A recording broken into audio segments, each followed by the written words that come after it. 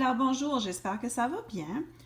Je vais passer du temps pour vous expliquer la dernière partie dans les calculs stoichiométriques.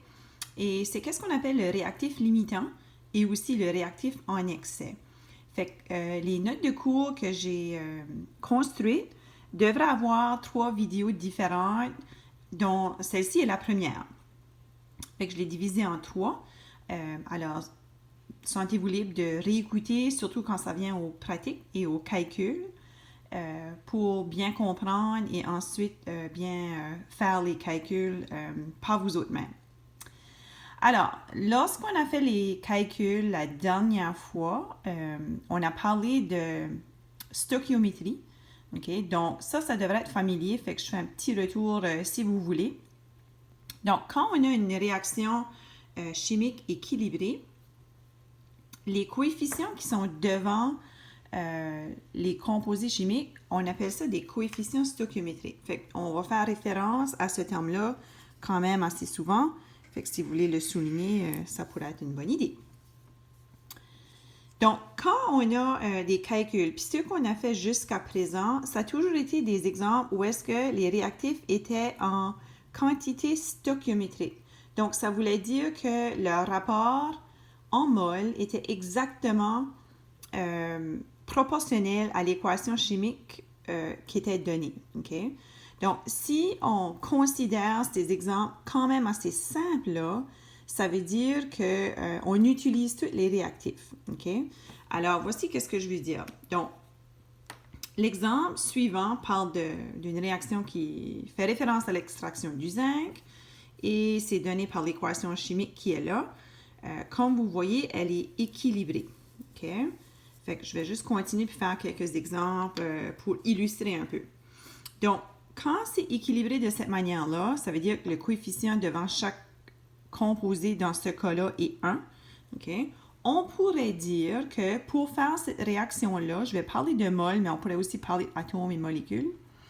Mais la recette, okay, la réaction demande les proportions suivantes. Ça veut dire qu'il y aurait une mol d'oxyde de zinc qui réagit avec une mol de carbone. C'est ça les proportions stoichiométriques ou les quantités stoichiométriques. Okay? Et si on les met dans ces proportions-là, on va obtenir une mol de zinc et une mol de monoxyde de carbone. Okay? Puis comme vous savez, on peut jouer avec les quantités. Ça n'a pas besoin de toujours être une mol et une mol. Okay? Donc, par exemple, si je dis, je vais utiliser 2 mols d'oxyde de zinc. Donc, si je veux que toutes les 2 mols d'oxyde de zinc réagissent, ça va me prendre 2 mols de carbone.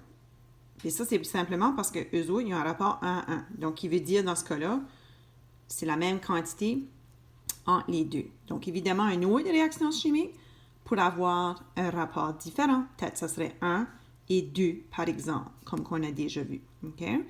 Et puis, dans ce cas-là, évidemment, on obtient 2 mols de zinc comme produit et 2 mols d'oxyde de carbone. Donc, à ce point-ci, ça devrait être quand même familier. On a fait ces relations-là déjà.